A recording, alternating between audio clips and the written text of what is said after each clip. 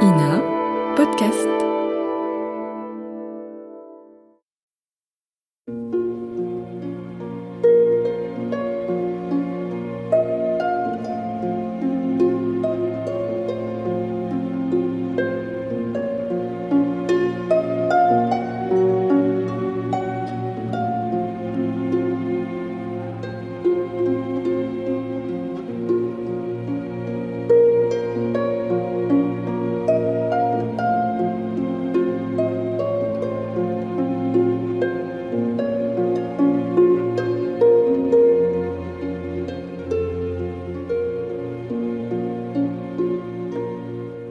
Le 23 juin 1848, Paris se couvre de barricades.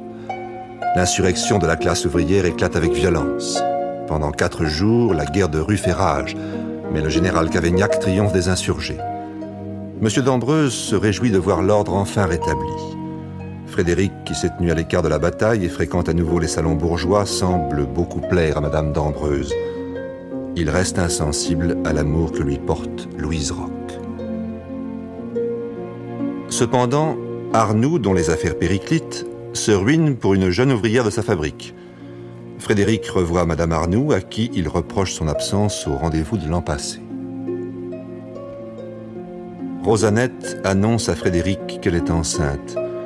Deslauriers, désabusé par ses expériences politiques, demande à Frédéric d'user de ses relations pour lui procurer une place tranquille dans les affaires.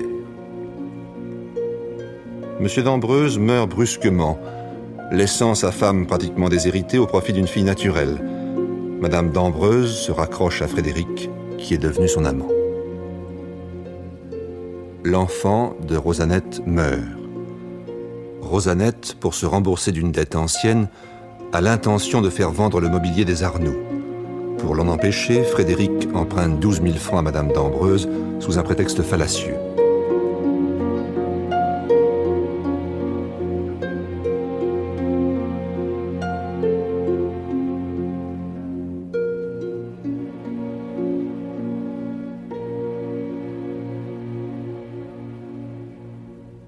Ma chère, voici les 12 000 francs.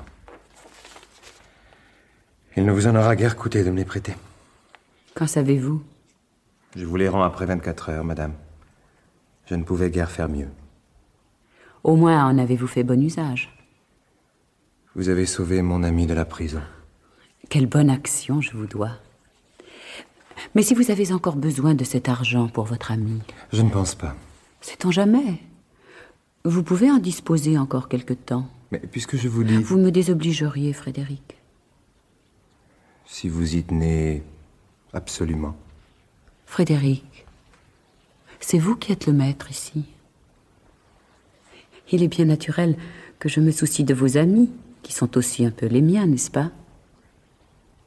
Comment va-t-il? Qui? Votre ami du Sardier. Il a été très touché, il m'a beaucoup remercié. Il le pouvait, en effet. Il risquait la prison, m'avez-vous dit? Probablement. C'est un brave garçon. Oui, un excellent garçon. Comment a-t-il pu commettre un pareil abus de confiance? Je n'ai pas cru devoir le lui demander. Une femme, sans doute. Vous ne pensez pas? Peut-être. Oh, les femmes. On ne s'en méfie jamais assez. Combien d'hommes leur doivent leur perte? Vous exagérez, madame. Non pas, Frédéric. Les femmes vous entraînent à tous les crimes. Que ne ferait-on pas pour une femme? Trahir son épouse, trahir sa maîtresse, trahir celle-ci, et puis encore cette autre. Vous prêtez aux hommes de bien nobles sentiments. Rassure-toi. Pour moi, je n'ai jamais pensé que tu pouvais être de ces hommes-là, Frédéric. Vous êtes trop aimable. Je n'aurais pas cru que tu avais des hommes une pareille opinion. Ne doit-on pas se dire la vérité entre futurs époux? Ne rien se cacher de ses sentiments ou de ses actions? Naturellement, ma chérie. À propos, ton ami Deslauriers, ce garçon qui est venu me voir une fois de retour de Nogent, est-ce un homme sûr? C'est un garçon remarquable. Il n'a pas eu dans sa vie toute la chance qu'il méritait. C'est un bon juriste? Excellent. Intelligent? Très. Tu as besoin de lui? Je voudrais le consulter pour une affaire. Demande-lui donc de passer à la maison un de ces matins.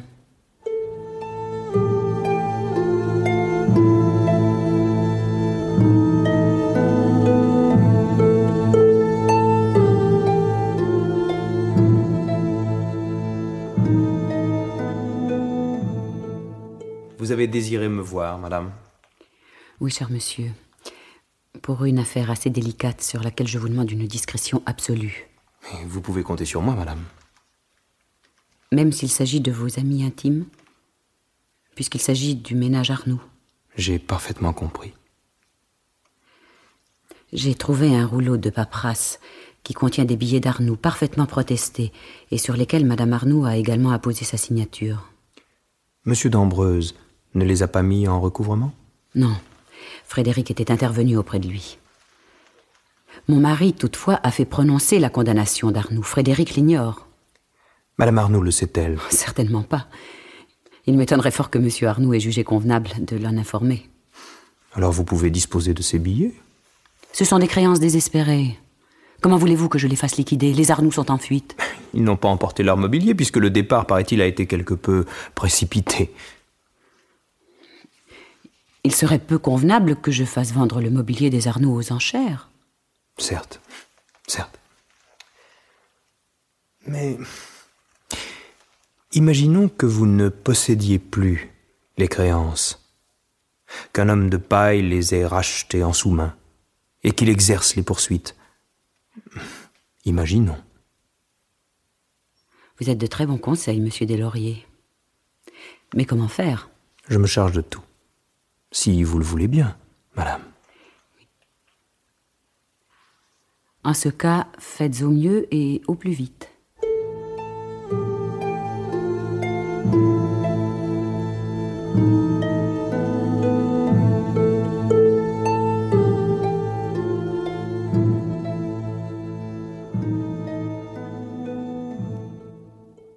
Alors maintenant, c'est toi qui fais vendre Madame Arnoux. Mais qu'est-ce que tu dis, Frédéric? Bon, Rosa, je t'en prie, ne fais pas l'innocente. Mais quoi? Calme-toi, de quoi s'agit-il? Eh bien, lis, tu sais lire, oui. Et lire quoi? Mais ne m'exaspère pas, le journal, là, les petites affiches.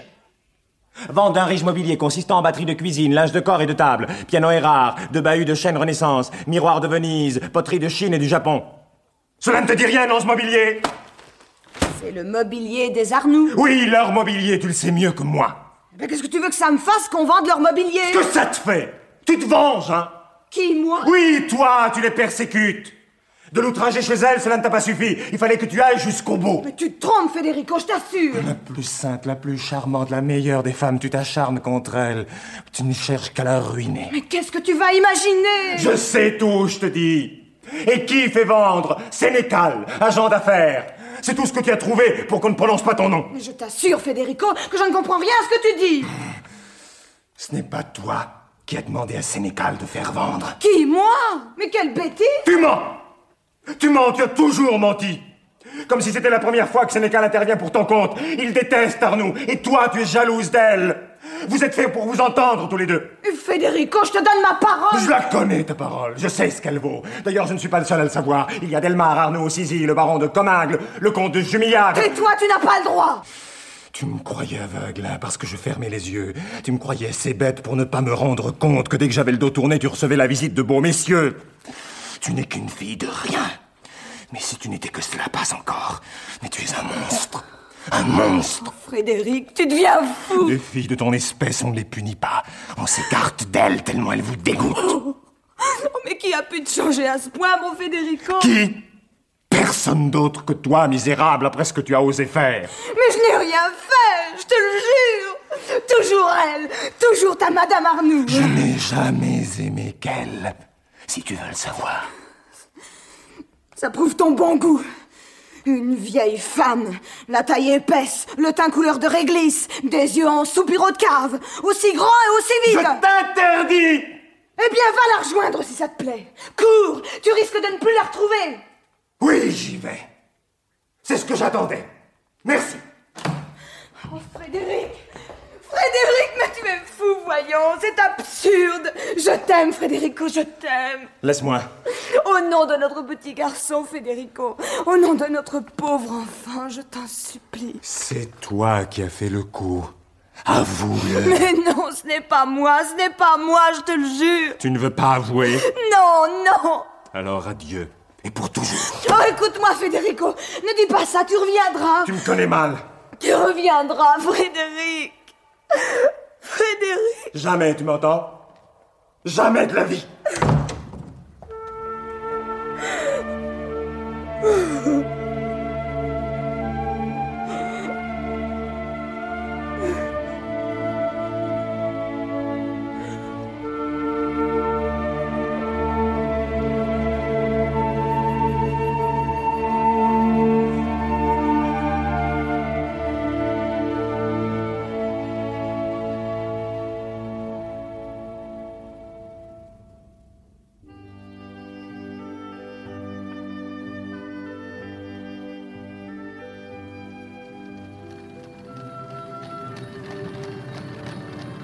comme vous êtes triste, Frédéric. Ne croyez pas cela, ma chérie. Je me laisse bercer. L'automne est si doux à Paris, si tendre. L'automne. Nous sommes le 1er décembre.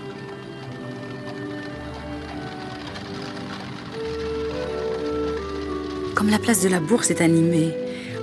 Si nous allions à l'hôtel des Ventes? Oh, j'ai horreur de cet endroit. Un simple coup d'œil. C'est tellement amusant.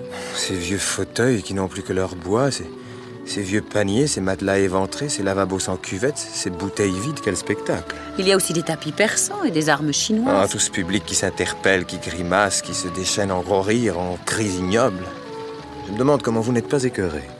Il y vient de célèbres antiquaires et des gens du meilleur monde. Vous y tenez vraiment? Cela nous distraira, mon ami. S'il vous plaît, ne vous faites pas prier, Frédéric.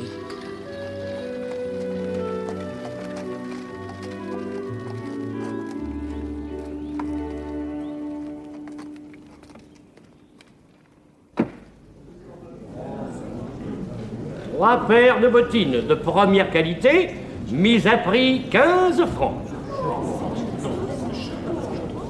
J'ai dit 15 francs, y a-t-il preneur? 16, 17. 17, rien à droite, rien à gauche. 17, à juger. À maintenant. Et maintenant une robe de chambre en soie brune, bordée de velours tout pareil. Mon Dieu, cette robe, je la connais. Ce n'est pas possible, Marie, ta robe. Celle que tu portais à Auteuil. Mon amour, cette robe si douce, si simple, que ces gens se passent de main en main. Je ne supporterai pas cela. Je reconnais sa table à ouvrage. C'est la vente de leur mobilier. Qu'avez-vous, mon ami? L'odeur de ces gens. Je sors, excusez-moi. Prenez mon flacon. Merci, je préfère partir. Non, Frédéric, non. Ne m'en veuillez pas. Je ne puis pas. Frédéric, restez, je vous en prie. Une fourrure en excellent état. Celle que tu portais un soir d'hiver quand nous sommes sortis ensemble. Cette promenade que j'aurais voulu refaire à ton bras une fois. 26. 231. Cette promenade que nous aurions refaite. Tu me l'avais promis si ton fils n'avait pas été malade. 260, qui dit mieux? 260 personnes. Une fois, deux fois, adjugé à 260.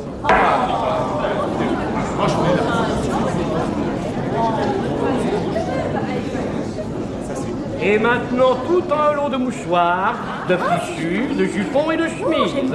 Approchez-vous, mesdames. Elles veulent voir. C'est votre droit, mesdames. Non, pas cela. Pas cette profanation. Pas ce grand châle à bandiolette. Ce grand châle que j'ai rattrapé quand il glissait de tes épaules. Notre première rencontre. Non, mais alors, mais on ne joue pas avec ces choses. Mise à prix 80. Madame, votre châle. Mon châle? Votre châle va tomber dans l'eau. Oh mon Dieu! Oh mais... Ah, je l'ai, je le tiens. Voilà, il m'échappera pas. Le voici. Les franges seules sont un peu mouillées. Je vous remercie, monsieur. Mais c'est bien, madame. Je serai échappé. Il y avait dans le ciel de petits nuages blancs. Tu avais un large chapeau de paille avec des rubans roses qui palpitaient au vent derrière toi. Un trésor inestimable. Marie, c'est atroce. 90. 100. Vous voyez, mesdames, 100. Alors, j'ai entendu 100. Une fois, deux fois, adjugé. À quoi pensez-vous, mon ami? Aux corbeaux qui déchiquettent les cadavres. Vous êtes sinistre. Nous passons aux objets et aux meubles. Et tout d'abord, un grand tapis bleu. Les meubles de la chambre à coucher. C'est un tapis semé de camélias. Le tapis que ses pieds effleuraient en venant vers moi. 250. 51. 55. 300. 300 une fois. 301 une fois. 301 deux fois. 302 une fois. 302 deux fois. 5, 6, 7, 8, 10, 20. 320 une fois. 320 deux fois. Attention, attention, ce n'est pas un tapis de la savonnerie évidemment, mais il n'est pas mal. 320. Bien, ah ben nous en restons à 320. Adjugé. Une petite bergère en excellent état. 90 francs. La petite bergère en tapisserie où je m'asseyais toujours en face de toi quand nous étions seuls. 150, adjugé. Sortons, ma chérie, je vous en supplie. Non, Frédéric, non. Une de vos connaissances vient d'arriver. 2 écrans. Voyons, elle nous considère de haut en bas. Vous ne voudriez tout de même pas que nous ayons l'air de lui céder la place? De qui parlez-vous? De cette personne au gilet de satin blanc. Là-bas, toute triomphante. Rosanette. Ne vous troublez pas. Elle aussi veut saisir les bonnes occasions. Quelle audace, quelle honte. Elle ne se contente pas de faire vendre, elle veut maintenant en tirer profit après tout ce qu'Arnaud a fait pour elle. Un piano. Superbe. Et il marche. Il a été raccordé il n'y a pas si longtemps. Pas une fausse note. Tu chantais en t'accompagnant toi-même. 1200 francs. Marie. 1000 francs pour un vrai sabot. Personne ne met 1200. Alors 1000. 1000. Qui est intéressé? 1000. 700. 700, vous n'y pensez pas. Vous avez là-dedans, monsieur, toute la musique du monde. Les valses de Chopin, les sonates de Bach, à condition de savoir en jouer, bien entendu. Alors, un petit effort. 800, c'est donné. Non, 700, je prends à 700. Eh ben, pour 700, adjugé.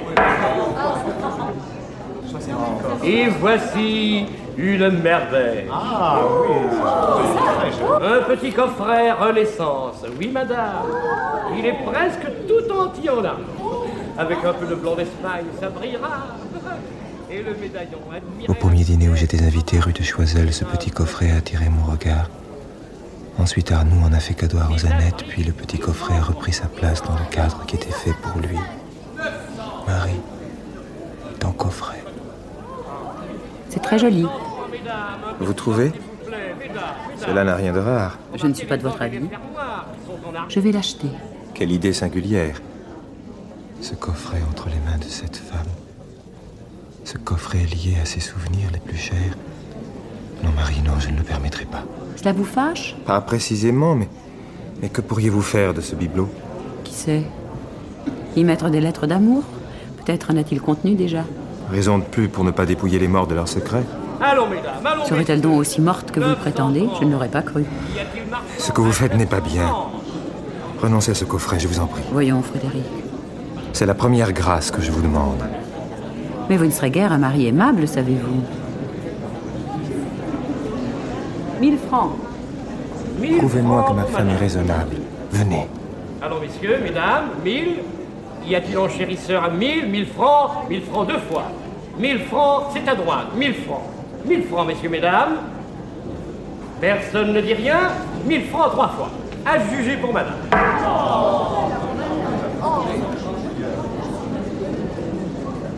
Voici ma carte.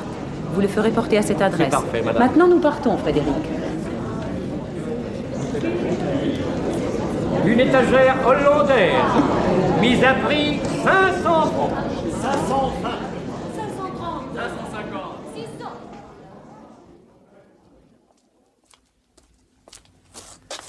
Vous partez sans moi, madame. La voiture est là, Joseph nous a vus. Vous ne montez pas? Non, madame. Ce n'est pas sérieux, Frédéric. J'ai bien l'honneur de vous saluer, madame. Bien. En ce cas, vous pouvez rentrer, Joseph.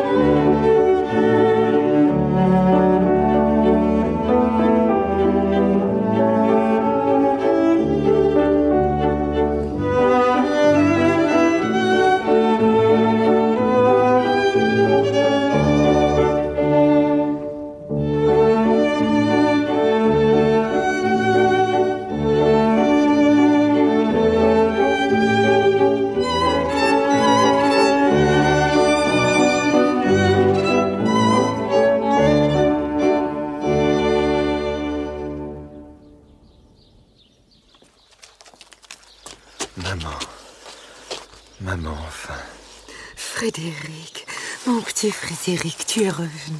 Oui. Je n'en pouvais plus de cette vie, de ce milieu. Et ton mariage avec Madame d'Ambreuse? Il n'y a plus de mariage. J'ai décommandé les fournisseurs. À cause d'elle, j'ai failli commettre la pire des bassesses. N'épouser qu'une fortune et renier tout le reste, l'essentiel. Paris me fait horreur. Tu vas te reposer. Ici, tout est calme. Tu ne verras que des peupliers, de l'eau, de l'herbe, du ciel. Tu seras chez toi. Oui. Là est la vérité. Ne pas quitter sa maison natale et vivre avec des cœurs simples. Ce qu'il m'aurait fallu, c'est près de moi une âme ingénue, fraîche, bonne. Louise. Oui, Louise. Elle m'aimait bien, celle-là. Elle était un peu sauvage, mais... Hélas, elle est mariée. Mariée? Il n'y a pas longtemps. Son mari portait un bel habit bleu brodé d'argent. Un costume de préfet. Qui est-ce? Ton ami Deslauriers. Non. Il venait souvent voir le père Roch pour tes affaires, pour ton élection. Louise et Deslauriers? Est-ce possible? Tu as eu tort de ne pas saisir le bonheur quand il se présentait à toi. Oui, j'ai eu tort. Deslauriers a gagné la confiance du père Roch en se déchaînant contre le Dreux Rollin, et celle de sa fille en lui parlant de toi. Je comprends. Il leur a appris, et à moi aussi, que tu fréquentais le grand monde, que tu serais député, que tu aimais quelqu'un, que tu avais un enfant, que tu entretenais une créature. Tout cela est vrai, n'est-ce pas? Oui. Le désespoir de Louise a été immense. Et le mien aussi. Pauvre maman. Enfin, quand j'ai eu la certitude que tu allais épouser Madame d'Ambreuse, j'ai pu répondre sans avoir à rougir à toutes les questions qu'on me posait sur toi. Pardonne-moi, maman. Si tu savais comme j'ai souffert. Il ne reste rien de tout ce que j'ai rêvé, que des ruines et le découragement. On parle encore depuis quelques jours de révolution, de coup d'État. Depuis le 2 décembre, puisqu'on a décrété l'état de siège. C'est toujours le même recommencement, des barricades sur les boulevards, des ouvriers qui en ont assez de se faire tuer pour les bourgeois. Des bourgeois qui ne rêvent que d'exterminer la racaille socialiste, et qui ferment leurs portes et leurs fenêtres. Des dragons qui chargent, sabre au clair, et la foule tantôt muette ou terrifiée, tantôt déchaînée. Et ceux qui ont l'amour sincère de la République, on les tue. Un brave garçon de mes amis a été tué sous mes yeux. Il est tombé devant moi, les bras en croix. Comment s'appelait-il? Dussardier. Et il a été tué par un homme que j'ai sauvé de la misère et qui s'appelle Sénécal. Comment ne serait-on pas écœuré, blessé jusqu'au fond de l'âme, dégoûté, malade? On n'y pense plus, Frédéric. Tu es là. Quand tu iras mieux, tu songeras à ce que tu pourras faire. Je n'ai aucune envie de faire quoi que ce soit, maman. Si. Peut-être dans quelque temps, voyager.